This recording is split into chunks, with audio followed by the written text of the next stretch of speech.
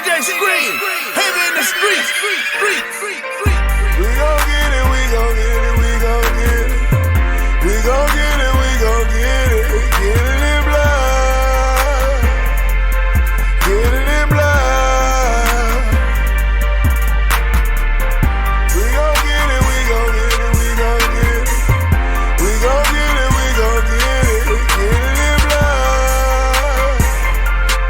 Get it in blood. Hood rich. Get it out the mud. Good evening, everyone, and welcome to Saints and Appetizers podcast. And welcome back. Welcome back. We have some appetizers for you this evening, some more appetizers for you. And I have some serious appetizers for you now. And I'm talking about the results and the reactions to UFC Freedom 250, which just happened this past June 14th, 2020. 6 at the White House in Washington, D.C., United States, and a little confusion,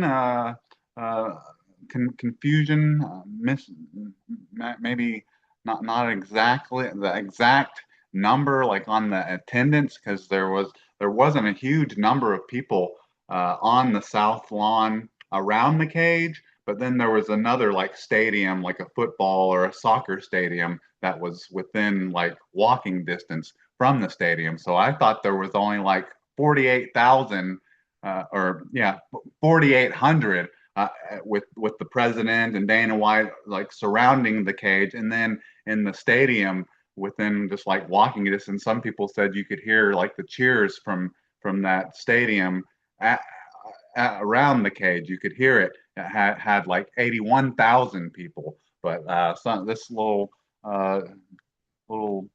news nugget here that I'm reading is saying 200,000, but I don't know if I don't think I believe that's correct.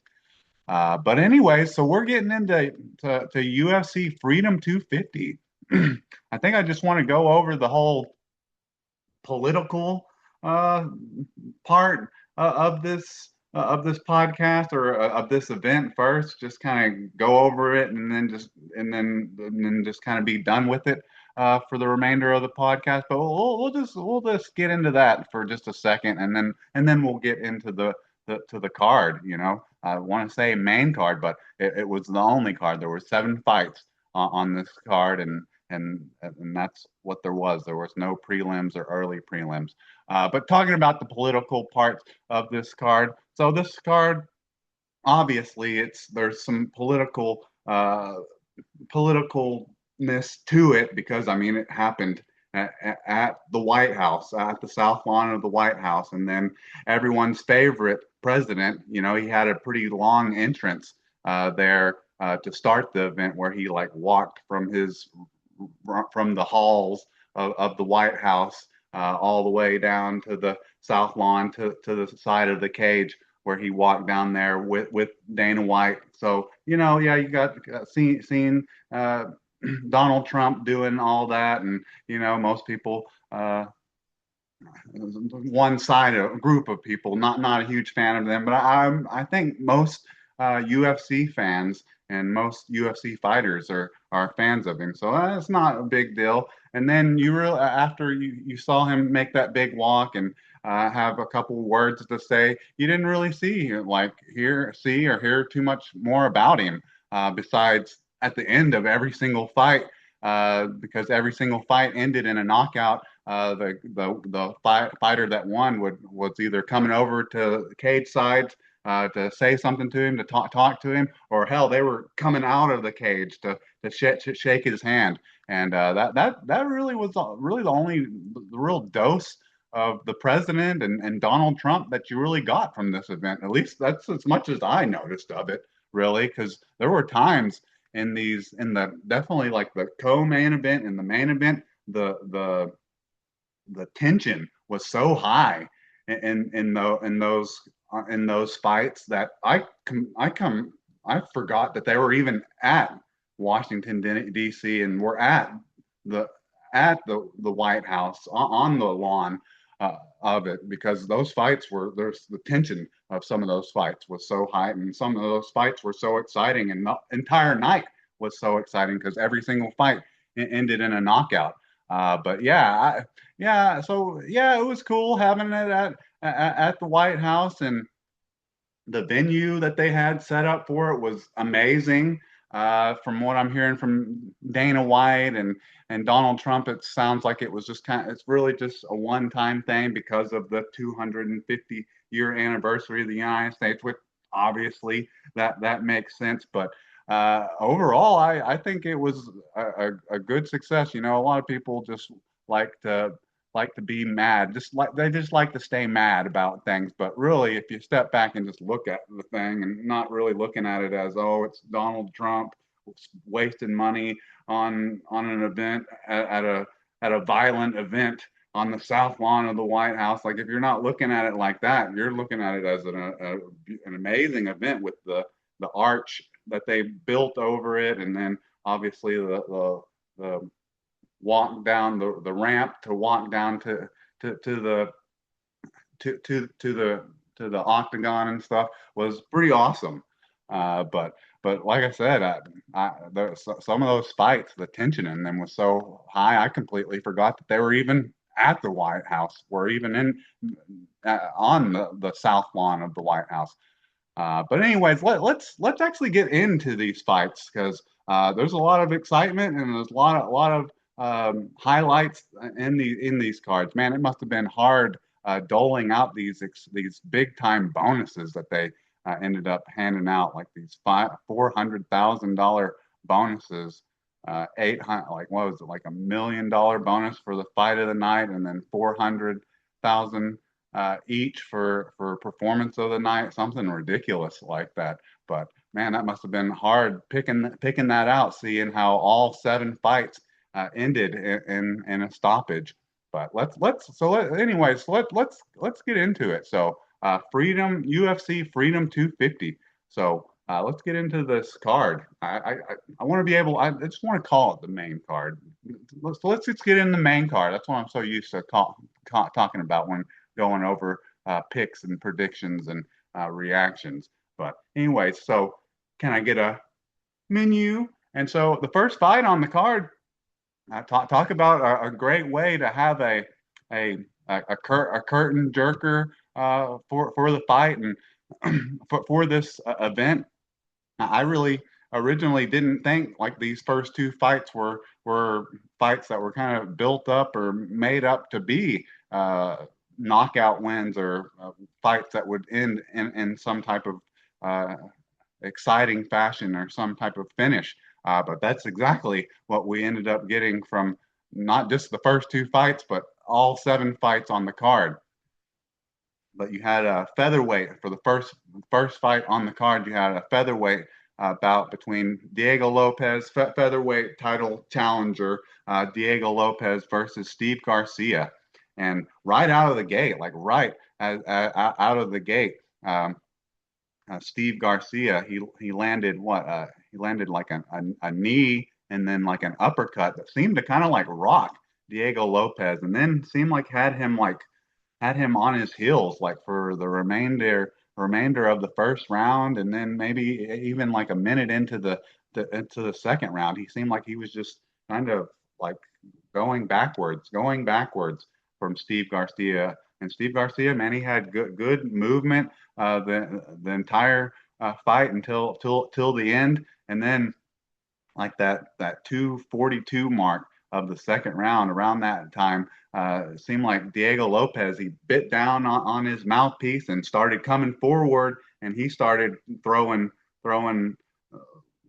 like, what was it, like left, right, left with his hooks, and he landed those, and Steve Garcia fell down. He fell down, and then he was able to stand over the top of him and landed 3 or 4 good shots and put his lights out. And so that was an impressive win by Diego Lopez, because it didn't the fight wasn't going his way until he just decided to, hey, I'm not going backwards to this guy anymore, and just shut his lights out. And so, I picked Diego Lopez to win this fight because but because he hadn't had a stoppage in a while, a knockout. Well, I guess he did have a knockout. He knocked out Jan Silva not that long ago, but I guess Steve Garcia hadn't been beaten in a while. So I just thought that this fight was going to go to decision. But you know, Steve Garcia being an American and Diego Lopez being Brazilian, it would have been nice if Steve Garcia would have won. I guess, but we didn't get that. But we got that later on the card. So I got the pick right with Diego Lopez winning, but I didn't get the method. I thought he was just going to end up winning by decision. So we got featherweight Diego Lopez defeated Steve Garcia KO punches at the 242 mark of the second round. All right, now then on to the second fight on the card. We had a middleweight bout between Bo Nichols versus Kyle Dawkins. And I kind of felt the same kind of similar way about this fight is that like both of these guys are really tough and don't get finished very often. So I just feel like, yeah, Bo Nichols is probably the higher ranked fighter, kind of like Diego Lopez in the previous fight. So I think that he'll probably be able to edge out the win and he'll probably win the fight by unanimous decision or just decision. But we got a whole lot more than that. So like kind of like with Steve Garcia landing some good shots on Diego Lopez, like right when the first round started between Bo Nichols and Kyle Dukakis. It was like Bo Nichols like threw like an overhand punch, but like I guess it seemed like Kyle Dukakis like came in and like ducked his head into it like at the same time, and Bo Nichols did a good transition of like turning a overhand punch into a takedown. So he like threw the overhand punch and then just uh, didn't land it. So he just like bear hugged him, picked him up, and slammed him on the ground, which was really impressive. And then pretty much held him on the ground for the remainder of the fight. And man, got stood up at around like the 4 minute mark of the first round after like just like right after landing a couple good short elbows that actually cut Kyle Dawkins open. So it was like, what? Why the ref standing him up at that moment was very odd. But hey, it ended up leading to a knockout, a TKO knockout for Bo Nichols because shortly after getting stood up, he lands a front kick on Kyle Dawkins and then a straight left and then a right, yeah, straight left and a right hook. And Kyle Dawkins goes down and just kind of goes up into a fetal position, and Bo Nichols finishes him with some elbows at the 4:34 mark of the first round. So, yeah, talk about starting this card about as exciting as you possibly could, and it didn't stop. It just didn't stop. It started at 100% and went all the way through the co and the main event. So I got to the two picks right to start the card, but didn't get the method right. I didn't have enough faith in Diego Lopez or Bo Nichols to get the finish. But I picked the correct fighter.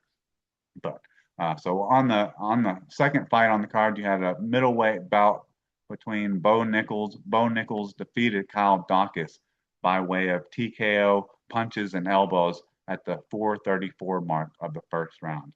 All right, now then, onto the third fight on the card, and this was probably the fight that I predicted got the prediction and the method right. I got everything right on it, and just not only predicting that, but also predicting that Michael Chandler.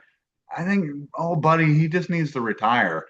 40 years old, been waiting around too long for his fight against Conor McGregor, and just looked terrible against Mauricio Ruffy. Like he looked small against him. Every punch, every strike landed from Ruffy to Chandler looked like it was about to put him out or put him down.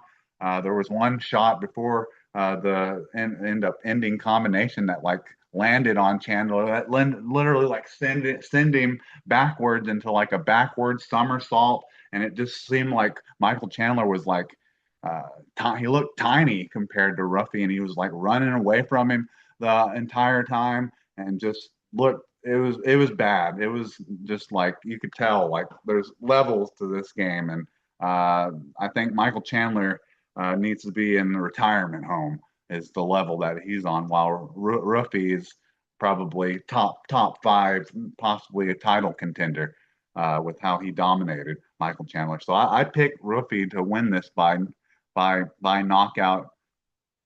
So I picked Ruffy and I picked him to win by knockout, which he did, which he ended up winning by a spinning wheel kick, and then he which got made the legs of Michael Chandler wobbly, and then Ruffy came in with a couple hooks that put Chandler down, and Chandler was down in the fetal position as well, and he was just punching him and like in the back behind the ear until the ref stopped it at the 4:29 mark of the first round. So that was the only fight that I got exactly right with the pick of the fight and the method, but I still started the car 3-0 with the picks, the fighters, the fighters that I picked. So the lightweight bout between Marcus Ruffy versus Michael Chandler. Ruffy defeated Michael Chandler TKO, spinning wheel kick, and punches at the 4:29 mark of the first round. All right. Now then, on to the heavyweight bout between Josh Hokett versus Derek Lewis. And I originally picked Derek Lewis to win this fight, and it wasn't necessarily I picked him to win or I expected him to win. It was more that I would just wanted him to win. And if he was going to win, it was going to be because it wasn't necessarily going to be because he hit Josh Hokett or knocked Josh Hokett out. It was more going to be because Josh Hokett just straight up would run into a right hand of Derek Lewis and get KO'd. But it just didn't happen.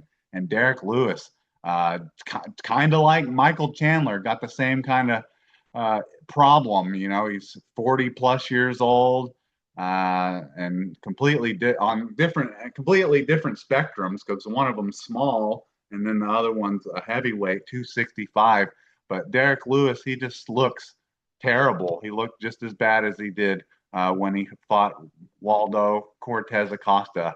After like a minute in the fight, he looks completely gassed, and he looks like he's moving in quicksand or moving in slow motion, while Josh Hokett is full speed in him. And I was surprised that Josh Hokett actually took Derek Lewis down in the first round. Like the reasoning, and my guess is the reasoning was probably it helped in regards to wearing Derek Lewis out, and then in the second round, Josh Hokett was able to just start unloading on Derek Lewis because I guess Derek Lewis was so tired he couldn't even bring his hands up to defend himself, to where Josh Hokett was just pretty much unloading on him, while Derek Lewis was kind of just up against the cage. That's what's kind of what was keeping him up.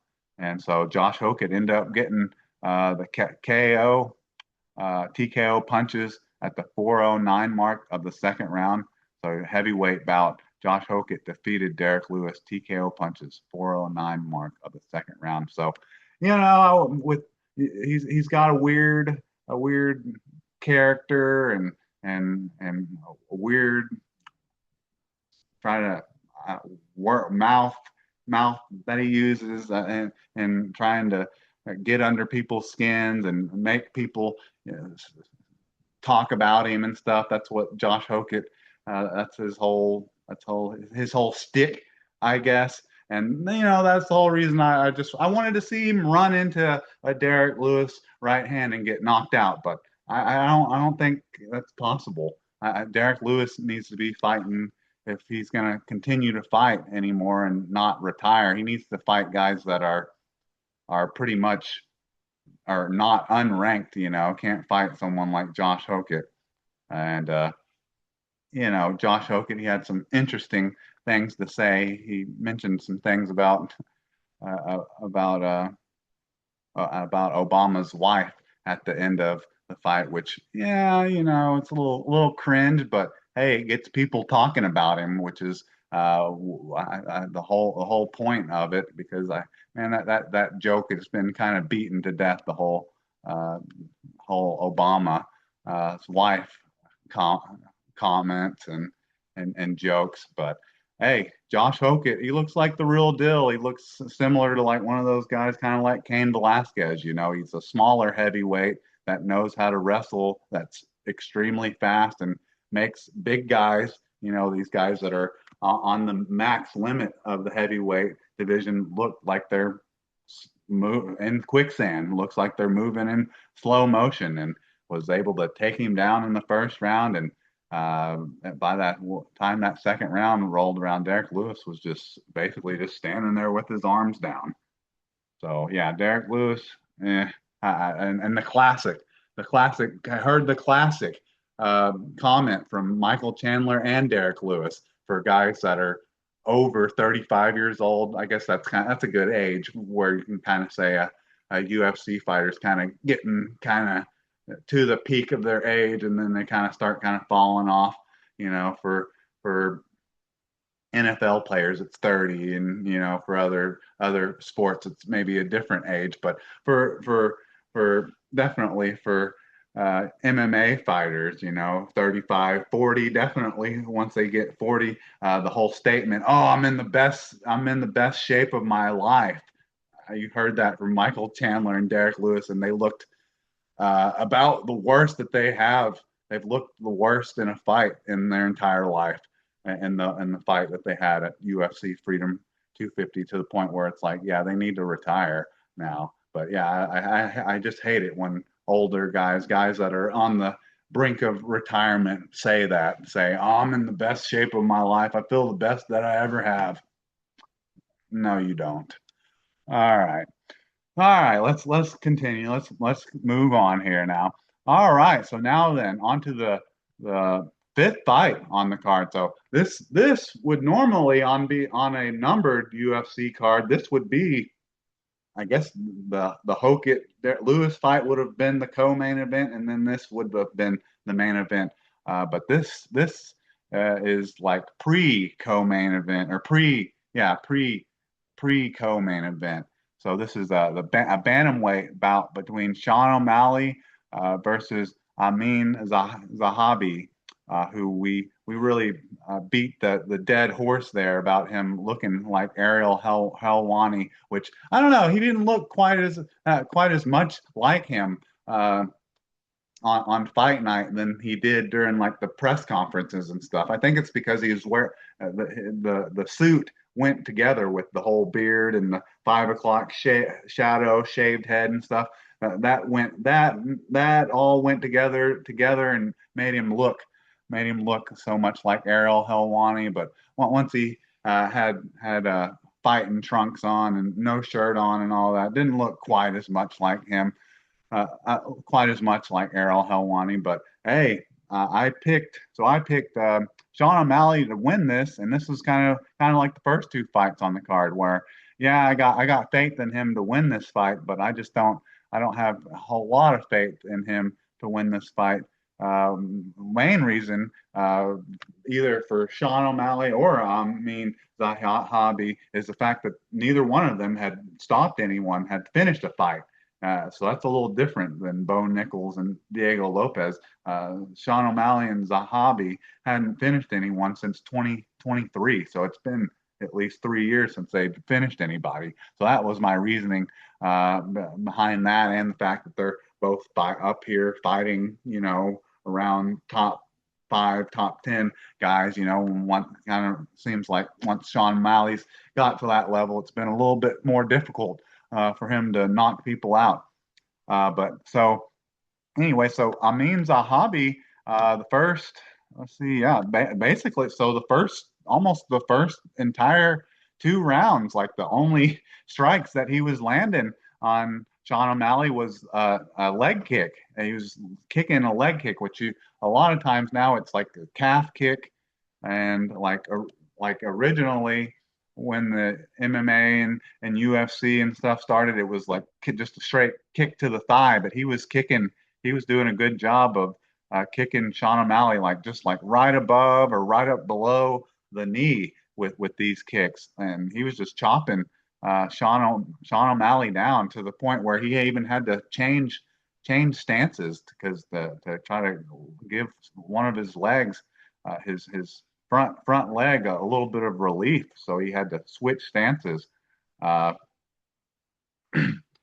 but he was able to finally land some punches because Zahabi was throwing those leg kicks constantly. But Sean O'Malley, around that 4 minute mark of the second round, started coming forward, and then he landed a couple straight punches that set him down. One like set him down, and then he was kind of like right as he was kind of like getting back up, he hit him with like another one, which kind of like made him like fly off to the side and like land onto the ground. And then Sean O'Malley's like saluting like as it's all like going on. It's like all in like one motion and like knocking him out. But man, that felt like that like that motivated the ref to stop the fight a little bit early, because I mean, like right when Zahabi like landed on the ground and like looked up at Sean O'Malley doing saluting, he like got up like right away. Like he wasn't hurt that bad, and he wasn't out all the way. So yeah, Sean O'Malley, he got the knockout, and happy. That's one of the happiest fights that that I was excited about. Like I was happy about that. One of the most fights that I was happy about, because you got Sean O'Malley, an American, knocking out a Canadian in Zahabi. So yeah, no complaints there. But yeah, I still think Sean O'Malley would have won, but I think he needed to put it a little bit more of a hurting on Zahabi. But that's about all Zahabi had for him, was just those leg kicks constantly. He was trying to chop Sean O'Malley down. But bantamweight. So in the bantamweight bout between Sean O'Malley versus Amin Zahabi, Sean O'Malley defeated Zahabi by TKO punches at the 4:02 mark of the second round. All right, so that usually would be a main card there, but we got two more fights for the and the main event. So this is the sixth fight on the card. We have a heavyweight. This is a heavyweight heavyweight interim title, vacant interim title bout between Cyril Gane versus Alex Pereira. And man, I in the build up to this fight and after like their weigh-ins and stuff like that, I mentioned how it looked like, yeah, Cyril Gane and then Alex Pereira. Like Alex Pereira actually weighed in at 251, and Cyril Gane weighed in at 248. So you're like, oh man, Alex Pereira actually weighed like just as much, even a little bit more. But I was like, well, Cyril Gane's always been a heavyweight, and it is a true heavyweight.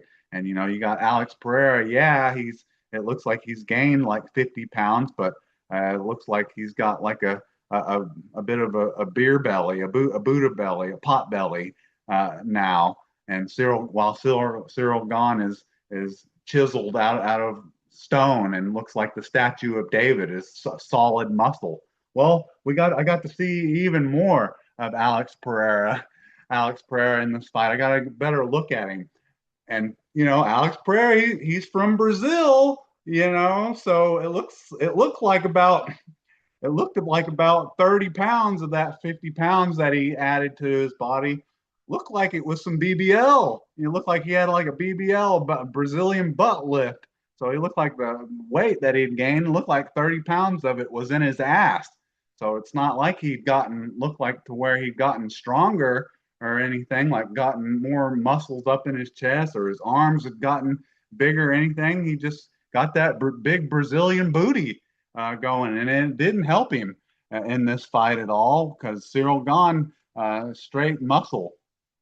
And so this fight, these two were very hesitant in the first round. Neither one of them really letting off any serious strikes, even though it was at like the towards the end of the yeah, it was at the end of the first round. It looked like Alex Pereira got a little combination going, and maybe was starting to kind of fill his range, but that didn't seem to carry over into the second round because once Cyril Gane landed a punch where Alex Pereira was coming forward.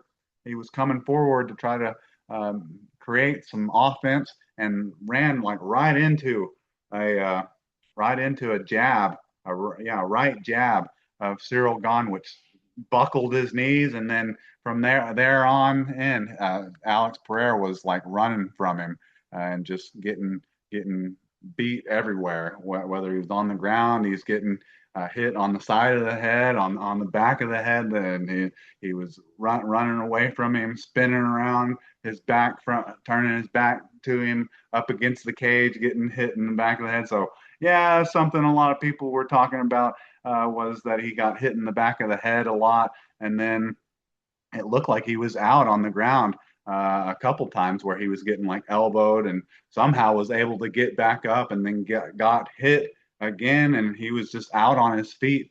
It seemed like he was out on his feet for 20, 30 seconds, and he was just knocked out and got hit one more time, which kind of sent him back up against the cage and kind of stiffened him. And he was still standing, but he was out on his feet. And you just see once Cyril Gane landed that punch, that jab that buckled Alex Pereira's legs, Cyril Gane just started coming with the shots that he coming with, whether they were shots to the back of the head, elbows, or punches to the back of the head. They were coming with very bad intentions, and it was just you could tell like these are punches that aren't supposed to be thrown at a guy like Alex Pereira. Like he's not a true heavyweight.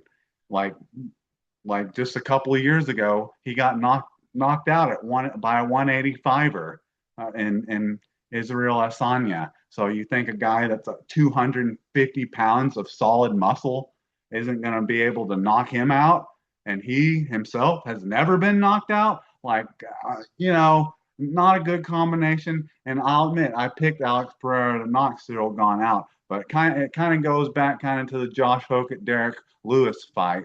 It's more of what I wanted to see, too much fandom than what I expected, because I knew that Cyril Gane's a real heavyweight, and Alex Pereira, that's a lot of weight to be adding, and he didn't add it in the right places because he just added that BBL, and that BBL didn't make him any faster, didn't make him any stronger, and didn't give him any better of a chin than he did. But yeah, there's a lot of controversy and a lot of reports and posts out there about Cyril Gane having landed about a dozen elbows and punches to the back of Alex Pereira's head while he was scrambling to get back up from the ground, and while he's trying to scramble to get away from him and the clinch and stuff.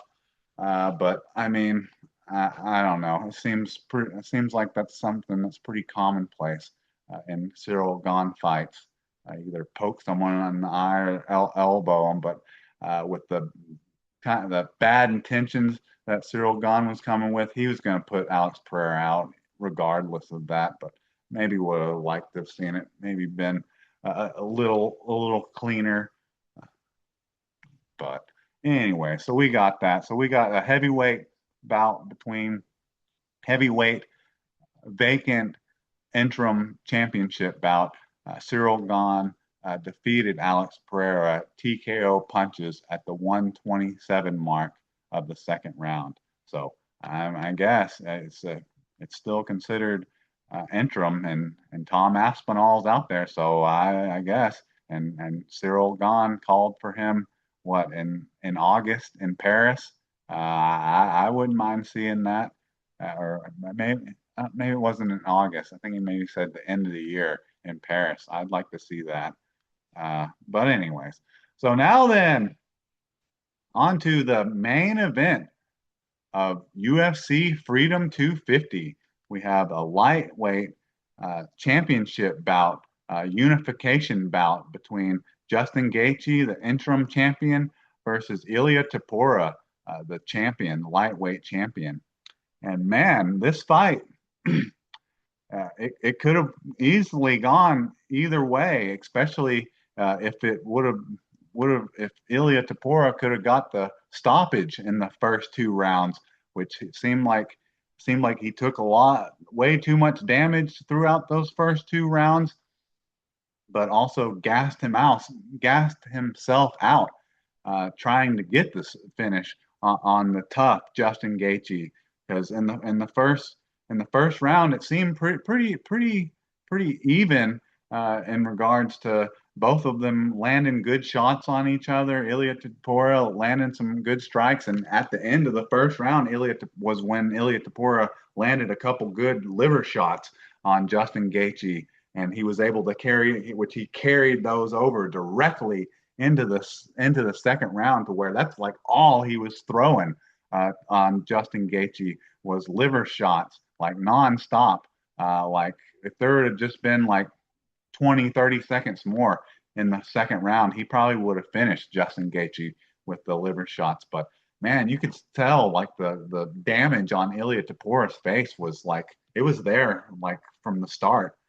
From the end of the first round, he was already getting busted up. Like it was already had like two cuts over both eyes and a cut on the bridge of his nose, and that was just from a stiff jab that Ilia Topuria kept running into, and then Justin Gaethje kept going for like this half-hearted kind of like takedown attempt, but like on the break of that takedown attempt, he'd throw an uppercut, like, and he was just tearing Ilia Topuria's face up. So Ilia Topuria, you could say won the first round, definitely won the second round, and then luckily he didn't get stopped in the third round because he got dropped and was getting beat on for a good period of time, where it looked like he was just kind of covering up and was just getting beat uh, on towards the end of the third round. And then the definitely Ilia Topuria lost the third round, possibly a 10-8. And then in between rounds, in between the third and the fourth round, it looked like that fight should have got stopped there. It should have got stopped after the third round because Ilia Topuria mentioned like he couldn't see, and then they had an argument. They actually had the doctor come over there and say like it was over, but then the ref came and was like, I'm giving you this one opportunity. I'm giving you this chance. I'm giving you one chance, even though it's like, dude, he just said he couldn't see. But then hell, that actually seemed like that gave Ilia Topuria like an extra minute to get some oxygen. I don't know about being able to see, but give him some energy back, because hell, it looked like until about the last minute or so of the fourth round that Ilia Topuria was winning that fight. Like he landed the more strikes while they were standing, and then looked like for a moment like he was going to finish the fight on top, on the ground, and maybe they were going to go into the fifth round 2-2.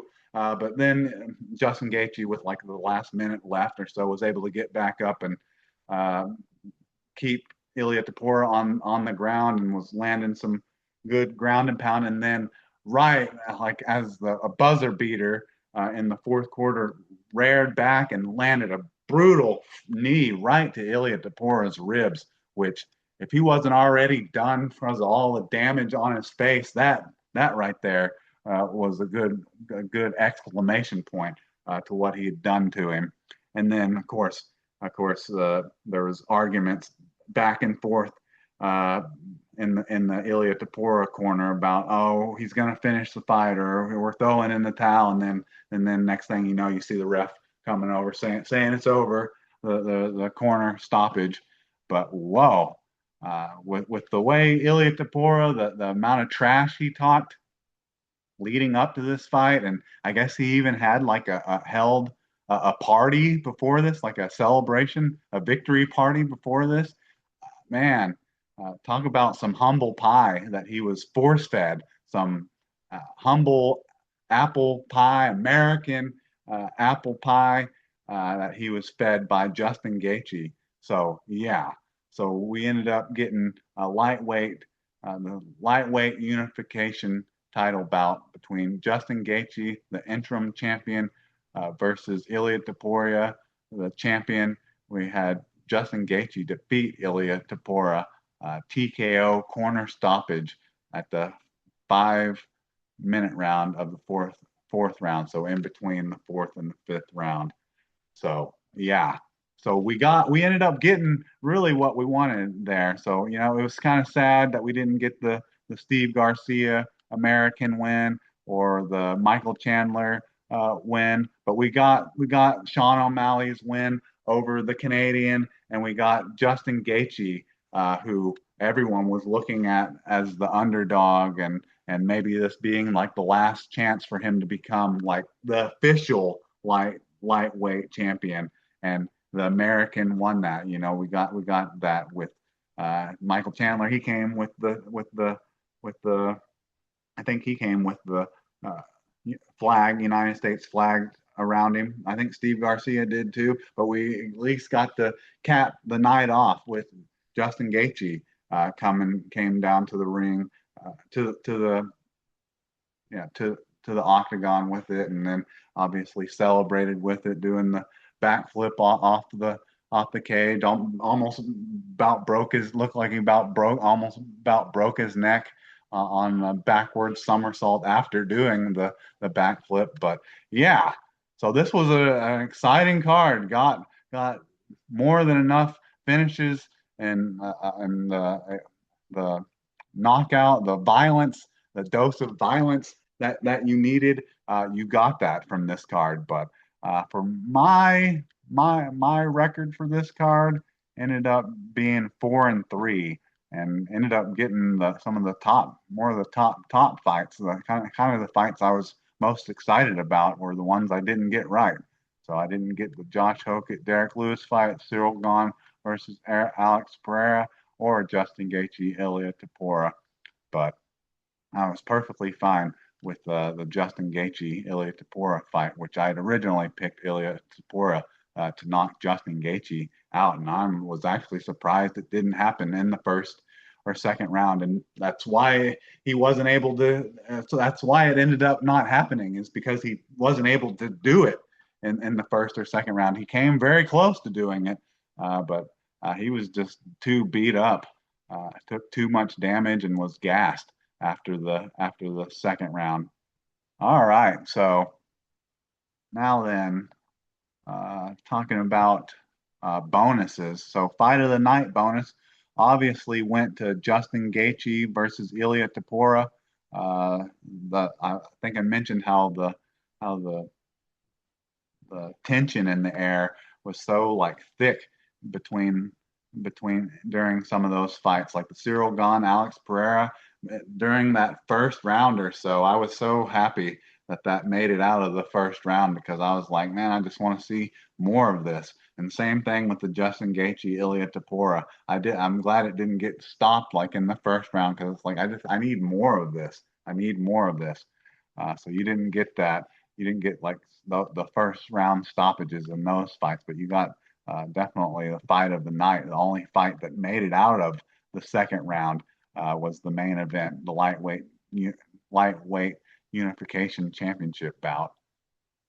And then performance of the night, Justin Gaethje really coming with the bag now. So Justin Gaethje with that other 400,000, and then Cyril Gahn with the interim heavyweight belt, which, like I said, there's probably people that will argue that one a little bit, just because of argue that a little bit just because of the not some of the clear and obvious elbows and punches to the back of the head. But man, those are some of those strikes and things. They're hard to call when they're during a scramble, during when a fighter's rocked and they're scrambling and they're uh, turning their back and all that. But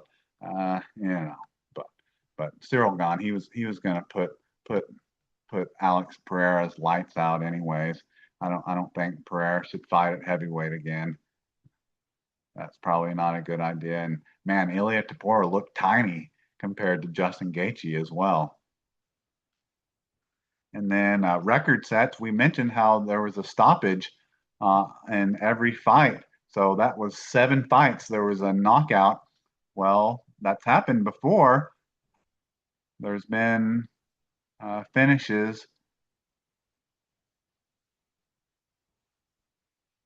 and for ties, also ties, events, knockouts for UFC Fight Night Rockhold versus Bisping and UFC on ESPN versus Hill all ended in knockouts for having all fights end in a finish. All right. Well, no, those are all the UFC Fight Night Rockhold versus Bisping and UFC on ESPN Santos versus Hill. All those fights ended in a finish, not a knockout.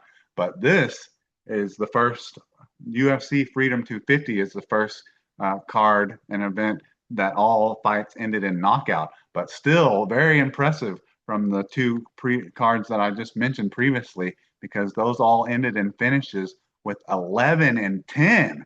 So that's 3 more finishes even than this card. So that's wild that there's even that even those cards are in history. It's pretty impressive.